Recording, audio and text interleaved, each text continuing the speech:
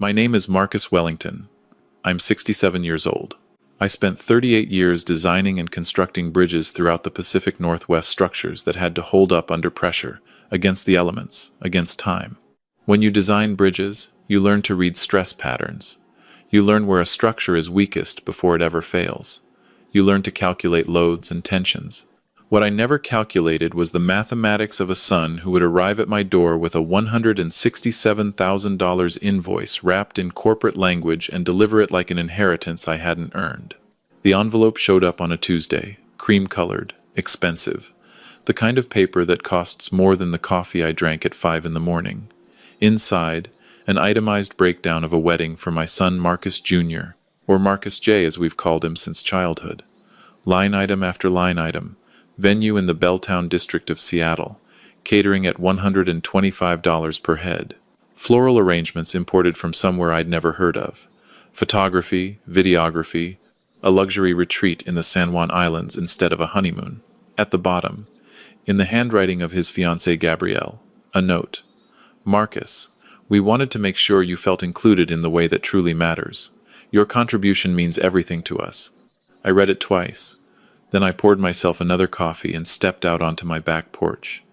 My wife Jennifer's garden was still producing, even though she'd been gone 4 years. The tomato plants were heavy with late summer fruit. Jennifer used to say that plants were honest in ways people rarely were. They showed you what they needed. No pretense. No performance. Before I continue, I need to ask where you're watching from right now. Drop your city and state in the comments. And if you've ever had to face a moment where someone you love tried to reduce your value to a transaction, please like and subscribe. This one matters. Jennifer died of a sudden aneurysm. One moment she was making dinner, the next, everything changed. 4 years ago, but some things don't get easier with time. They just become parts of your daily geography. Marcus J. and I grew close after she died. We talked every Sunday. He'd come over for dinners I'd cook poorly. We'd sit in Jennifer's garden and he'd tell me about his life, his work in tech, a developer for one of the big companies over in Redmond. For about 8 months, we were as connected as we'd been since childhood. Then he met Gabrielle Ashford. Gabrielle came from old Seattle money, the kind that traces back to railroad families and early tech investments. Her father ran a venture capital firm. Her mother sat on museum boards and orchestral committees. Gabrielle herself worked in wealth advisory, which I understood to mean she helped rich people figure out how to stay rich while making it sound like financial expertise rather than inheritance management. She was polished, intelligent, composed in a way that suggested she'd been trained in composure the way other people were trained in their professions. The 2 times Marcus J. brought her to my house in those first 6 months, I watched. Not unkindly, but I watched. I noticed the way her eyes moved across my workshop, the tools I'd collected over 40 years, the blueprints on the walls, the models of bridges I'd built. I saw her adjust her expression like someone touring a museum of obsolete things. When she mentioned Jennifer's garden, she called it charmingly modest with character, which is what people say when they mean something is below their expectations, but they're too polished to say so directly. The first real fracture appeared at Jennifer's memorial garden dedication. The city had installed a small bench in her honor at the elementary school where she'd volunteered. 30 people, simple ceremony. Lemonade afterward in the school library. Gabrielle attended but spent most of her time on her phone. When I gave a short speech about Jennifer's belief that education was the only investment that compounded like interest over a lifetime, I saw Gabrielle lean toward Marcus J. and say something that made him smile and look at his shoes. I filed that away, like an engineer marks a weak point on a blueprint. Worth monitoring. 6 months ago, Marcus J. called on a Wednesday evening. Not a Sunday. That was unusual. His voice had the cadence of something rehearsed, something he'd practiced with someone else in the room before dialing. Dad, Gabrielle and I are engaged. We wanted you to know. We'd love to take you to dinner to celebrate. I told him I was happy for him. I asked when they were free. We're pretty swamped with planning right now. We'll figure something out, he said. We never figured something out. What I received instead, over the next 3 months, was a series of carefully orchestrated withdrawals. A dinner scheduled, then rescheduled twice, then quietly canceled. A Thanksgiving invitation that vanished because Gabrielle's family had a property on San Juan Island and the entire Ashford clan was summering there. A Christmas call that lasted 12 minutes, interrupted by Gabrielle asking Marcus J. questions I could hear but couldn't quite make out. I am not a man who demands attention. Jennifer raised us both better than that, but I am a man who reads patterns. The pattern I was reading said that someone had decided I didn't fit the picture being assembled. The invoice confirmed it. I sat at my kitchen table for 45 minutes after reading those words. 45 minutes before I made the first call. Not to Marcus J. Not to my sister Dorothy, who would have told me to burn something down.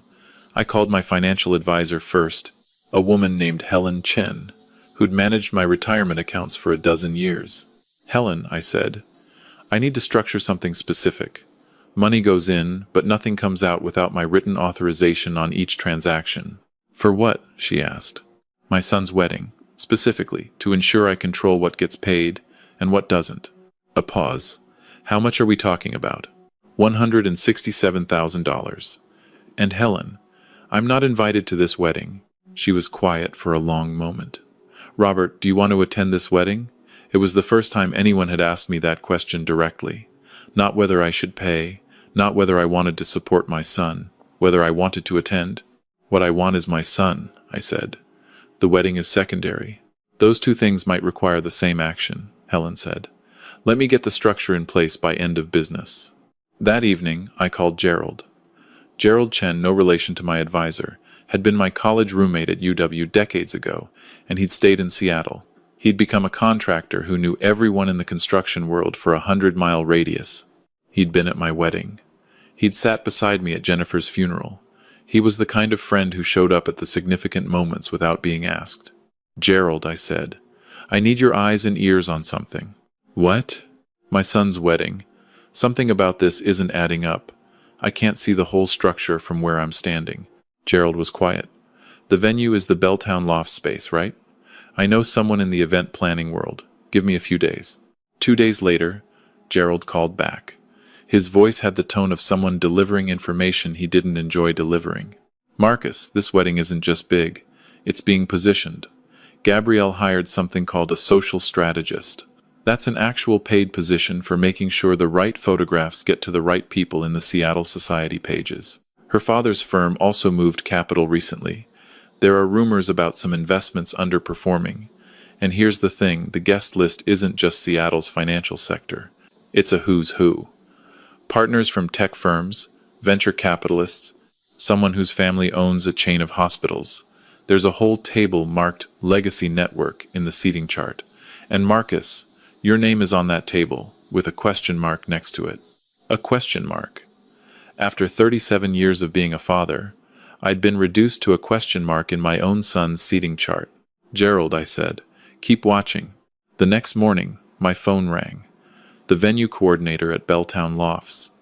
She was calling to confirm my authorization for a $42,000 wire transfer for the venue deposit. The transfer was needed within 72 hours. I haven't authorized any deposit, I said. If you're expecting payment from me, you'll need my written authorization first. In writing. In my hand. Confusion. Apologies. She'd been told I was the primary financial contact. You were told incorrectly, I said. Don't process anything in my name without my signature. When I hung up, I felt something settle in my chest. The satisfaction of an engineer who'd identified where the weight was being distributed incorrectly and had begun the redistribution. Marcus J. called within 2 hours. Dad, why are you telling the venue coordinator not to process anything? Because I didn't authorize it. You're listed as the financial contact on the account. I didn't agree to that. I didn't authorize any of this. Dad, we're trying to plan a wedding. We don't need you making this complicated. There was a sound in the background. A door closing. Gabrielle entering or leaving the room. Marcus J., I said carefully, you sent me an invoice for $167,000 for a wedding I'm not invited to attend. I'm not making this complicated. This is the level of complication that already exists. I'm just the first person saying it out loud. Silence. Then Gabrielle's voice, clear enough for me to hear. He's never supported our relationship. Gabrielle, I said, you've given me very little opportunity to support anything. I've been rescheduled, redirected, and now uninvited. What exactly are you looking for from me that doesn't involve a wire transfer? He hung up.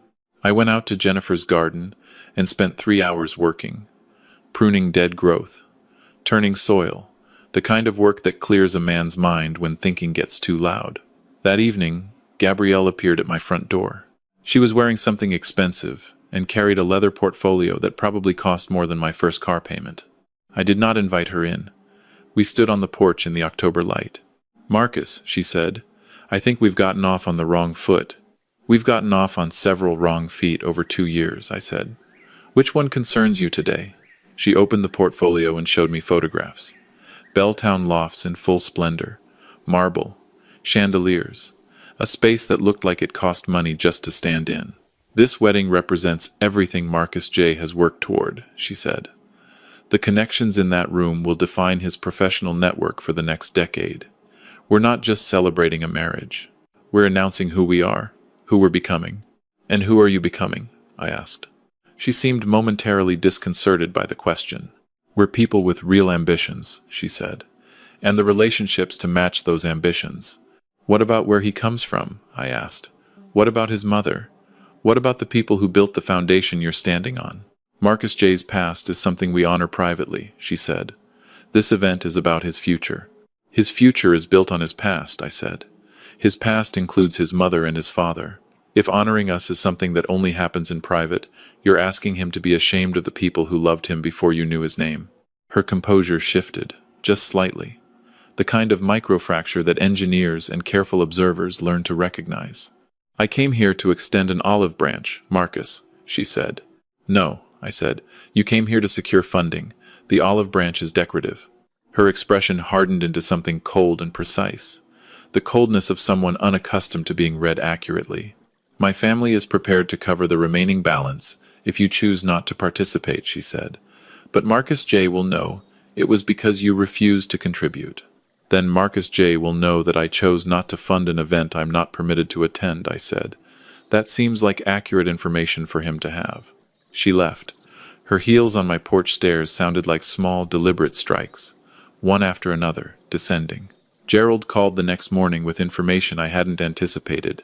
"Marcus, I looked into the Ashford family finances, public records, some conversations with people who know people. That venture capital firm Gabrielle's father runs. It's been underperforming for 3 years. There are rumors about a restructuring. The money they present to the world is not the money they actually have." "How does that connect to the wedding?" I asked. "A wedding like this costs as much as a down payment on a small commercial building," Gerald said. "If they were actually liquid, they wouldn't be asking you. The fact that they need your $167,000 tells you something about where they really stand. They need to project stability they don't actually have. They need you to fund the projection." That afternoon, I called Helen back and added another layer to the account structure. I drafted a legal statement reviewed by my attorney, a sharp woman named Beverly Marsh, who'd handled my affairs since Jennifer's estate, stating that my name on any vendor contract did not constitute financial guarantee without my explicit written consent to each transaction. Beverly strengthened the language and had it notarized by Thursday afternoon. "Robert, before we finish," Beverly said, "I need to ask you something. Do you actually want to attend this wedding?" "I want my son back," I said. "The wedding is secondary. Those two things may require the same action," Beverly said. I was hearing that from everyone, and I was starting to believe it was true. Marcus J. called Friday evening. His voice was different this time. The rehearsed quality was gone. What was left sounded younger, less certain. I recognized it as the voice he'd used at 16 when he'd broken the windshield of my truck and spent 2 days working up the courage to tell me.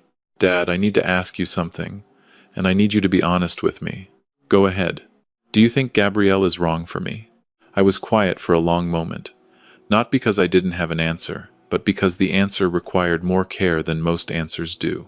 "I think Gabrielle wants a version of you that requires you to be ashamed of where you came from," I said. "Whether that makes her wrong for you depends on whether you can live as that version of yourself indefinitely. Whether you can spend the rest of your life hiding the people who built you." A long silence. Then, "She's not ashamed of me." But it sounded like a question pretending to be a statement. "She's ashamed of me," I said. And I'm the bridge between who you are and who you were. If she can't tolerate that bridge, she's asking you to sever the connection on your end.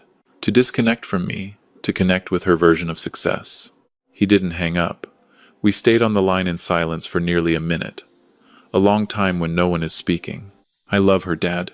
I know you do, I said. That's not what I'm questioning. Then what are you questioning? Whether she loves you, or whether she loves the life she can build using you as a foundation. Another silence. Then quietly, I need to think. Good, I said. Thinking is what engineers do before they commit weight to a structure. The following week, Gerald called with information that reoriented everything. Gabrielle had been meeting with a luxury real estate developer. She'd toured 3 high-end condominiums in Seattle's Capitol Hill neighborhood properties, priced between $850,000 and $1.3 million. She'd done this 3 times over 6 weeks, each time with a different financial advisor. A colleague of Gerald's at one of the buildings mentioned with the careful indiscretion of someone who found the situation interesting that Gabrielle had discussed financing scenarios that assumed a household income significantly higher than Marcus J's current salary, and a co-signer with substantial assets. The picture assembled itself with the grim clarity of a load analysis that reveals a structure was never meant to hold what's been placed on it. Gabrielle wasn't planning a wedding. She was planning an acquisition. I called Beverly immediately. Beverly, I need you to check something for me. Can you research whether Gabrielle Ashford has any LLCs or business entities registered in Washington State? Beverly called back the next morning. Marcus, there's an LLC, Ashford Design Consulting, filed 8 months ago. Gabrielle is the sole proprietor. Registered address is a mail service in the Capitol Hill neighborhood. No public-facing business website, but the account has been active. And Marcus, the transaction patterns are unusual. Money coming in from multiple sources, more going out. The pattern is consistent with money moving through a vehicle, rather than operating as a legitimate business. I drove to Marcus J's apartment that evening unannounced, something I'd never done in the 4 years he'd lived there. He opened the door in a t-shirt and looked startled. Then something softer crossed his face. Dad, hey, can I come in? Yeah, of course. Gabrielle wasn't there. She had a charity gala, Marcus J said with the tone of someone who'd learned not to ask follow-up questions about charity galas. I sat at his kitchen table, the same table we'd bought together from a craftsman in Pike Place Market, and I showed him what Beverly had found. The LLC, the condo tours, the income assumptions that far exceeded his salary. The pattern that suggested financial engineering disguised as relationship building. Marcus J read each page carefully. He'd always been methodical. Jennifer used to say that most people answered questions before they'd finished reading them. Not Marcus J. He finished reading. When he looked up, his eyes held the particular pain of someone whose understanding of something fundamental had just shifted underneath them, like unstable ground. She said the condo shopping was just research, he said. Market research for a lifestyle we'd build together someday. Market research that assumes you'd have resources you don't currently have, I said, and co-signers with substantial assets. Your father's assets, Marcus J. She's not planning a lifestyle with you. She's planning an acquisition using you as the acquisition vehicle. He stared at the table for a long time. Dad, what if I'm wrong about her? Then she'll prove me wrong by standing beside you when the money is off the table, I said. That's the only proof that matters. The engagement party was supposed to be held at the Ashford family's country club the following Saturday. I wasn't invited. What I did receive was an invitation to lunch with Marcus J., which I suspected was either a gesture of reconciliation or a test of some kind. We met at a diner near his office, where the coffee was strong, and nobody cared what you wore or who your family's money was. Marcus J. arrived, looking like a man carrying weather inside him. Gabrielle and I talked last night, he said, about everything. The money, your concerns, all of it. How did she respond? I asked. She said you'd been gathering evidence against her. She said you were trying to sabotage our relationship because you couldn't accept that I'd built a life bigger than the one you'd planned for me. She said my past was something to move past, not something to build on. I poured more coffee. What did you say? I asked. Marcus J. wrapped both hands around his coffee cup the way he used to hold a hot chocolate on cold mornings when he was 9 years old. I said that my father doesn't gather evidence. He reads structures. He observes patterns. and that if there were things in her business accounts that looked like evidence, it was because they were there to be seen. I told her that you weren't trying to sabotage our relationship. You were trying to show me that the foundation was unstable before she asked me to build a house on it. I looked at my son and felt something loosen in my chest that had been tight for months. And then? I asked. And then she said if I was going to take your side over hers, then maybe I didn't understand what she needed in a partner. She said she needed someone who would choose the future over the past. Someone who wouldn't let his father dictate his ambitions. What did you say to that? I asked. I said I was starting to think I didn't know what she needed in a partner either, and that maybe that was important information. The engagement party proceeded without incident. Gerald reported that Gabrielle attended with her family and said nothing publicly about the state of things. The performance continued for exactly 11 more days. On a Wednesday evening, my doorbell rang. Marcus J. stood on my porch holding a cardboard box. He looked like a man who'd made a difficult decision and was only now feeling the full weight of it. She ended it, he said. When I told her the wedding needed to be scaled back, that we couldn't take on debt we couldn't service, that I wasn't going to ask you to fund something you weren't welcomed at. She said that told her everything she needed to know about my priorities.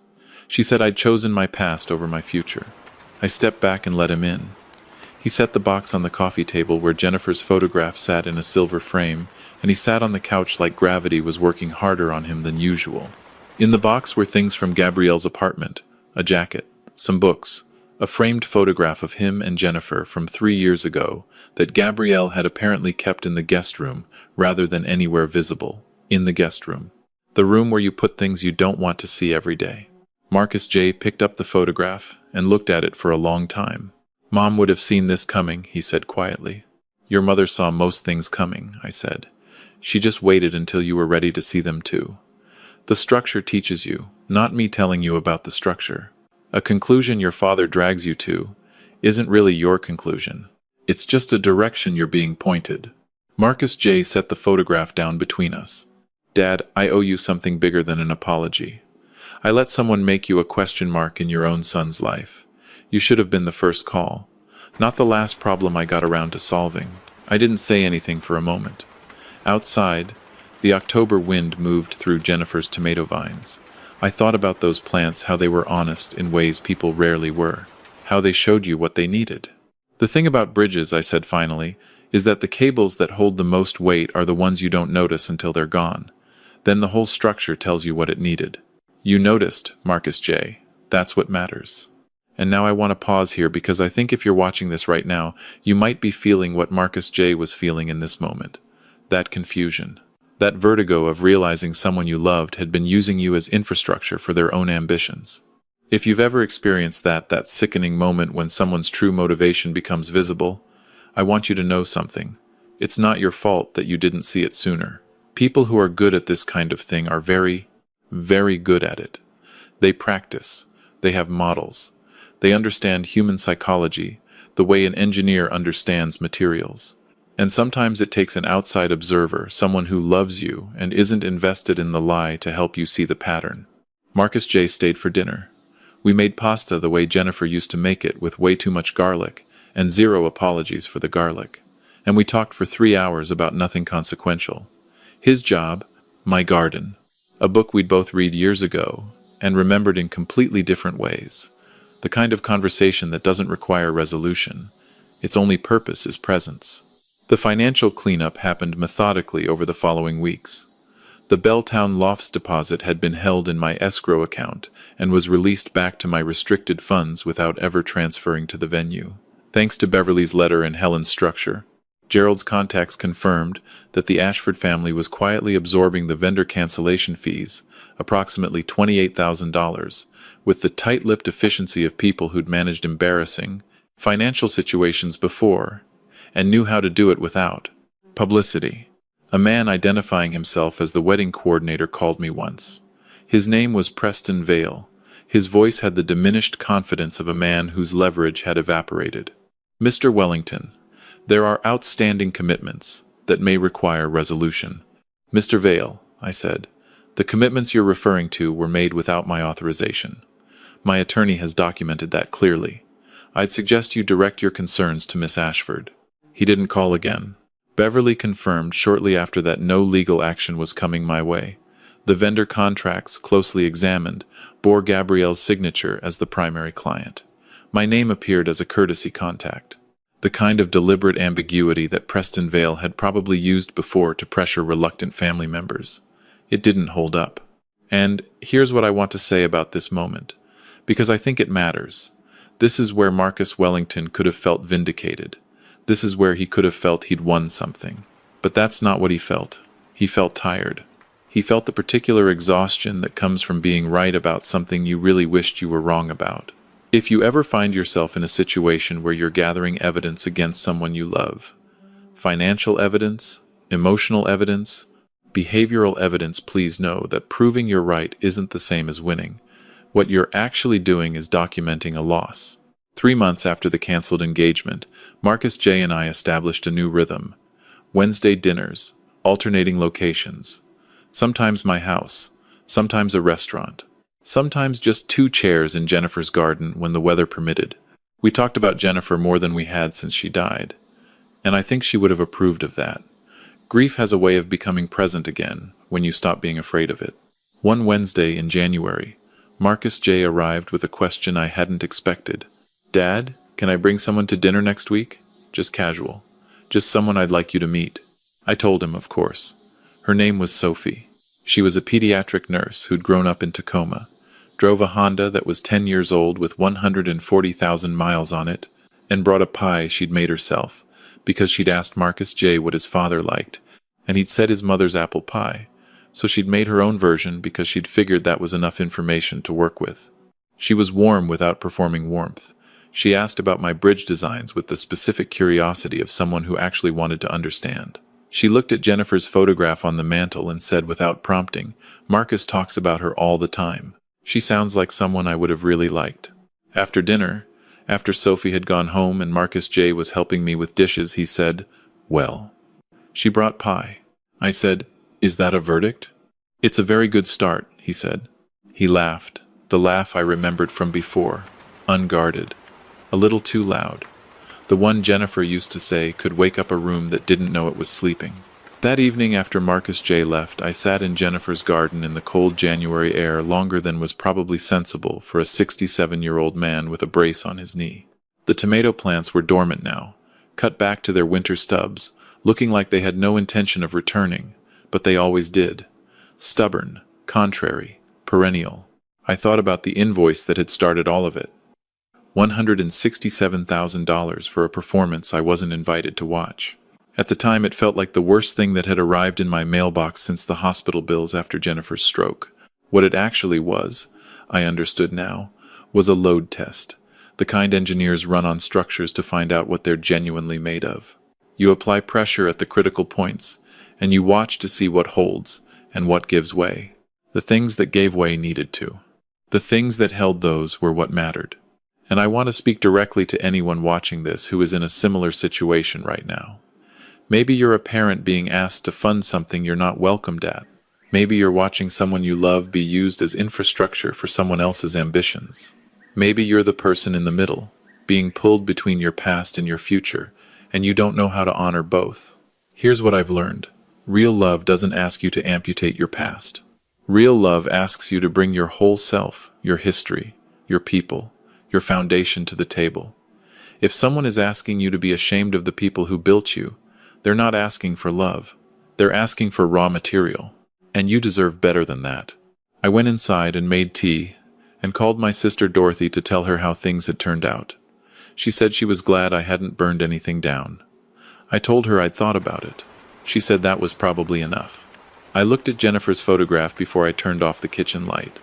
Her smiling that particular smile, like she knew something worth knowing, and wasn't in any hurry to tell you.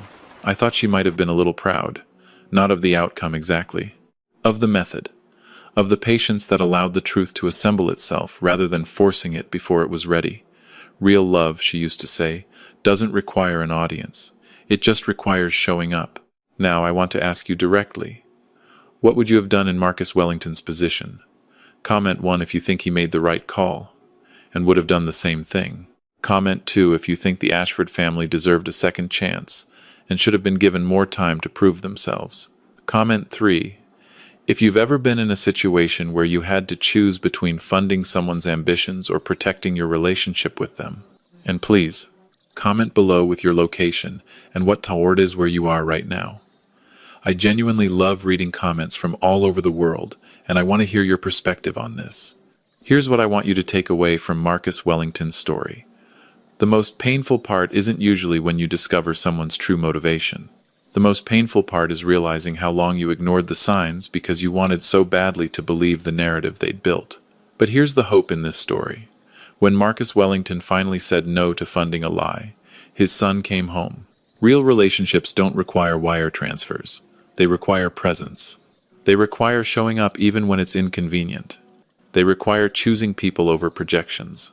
If you're in a situation where someone is asking you to fund their ambitions while excluding you from the results, please take it seriously. Not because you're cynical, but because you love them too much to let them build a life on an unstable foundation. Your role is to be a structural engineer in your own family to identify the stress points before the collapse, not after. And if you're someone who's been positioned as an ATM for someone else's life project, remember this. Saying no to that dynamic is not selfish. It's actually the most loving thing you can do, because you're refusing to enable a system that hurts both of you. Disclaimer. This is a completely original story inspired by common family dynamics and financial manipulation scenarios, but entirely rewritten from the perspective of Marcus Wellington in Seattle, Washington. Every name, every detail, every location has been changed. The emotional core comes from real experiences many families face, but this specific narrative is created entirely by me to avoid any reused content and to bring a fresh perspective to these universal struggles. If you enjoyed this story, and I mean really felt it, please hit like and subscribe. Activate the notification bell so you don't miss the next one. And if you want to see more stories about family, money, love, and the structures we build together, let me know in the comments. I read every single one, and I genuinely appreciate every person who takes the time to engage with this content. Thank you for watching. Go check on the people you love today. Make sure the foundations are solid.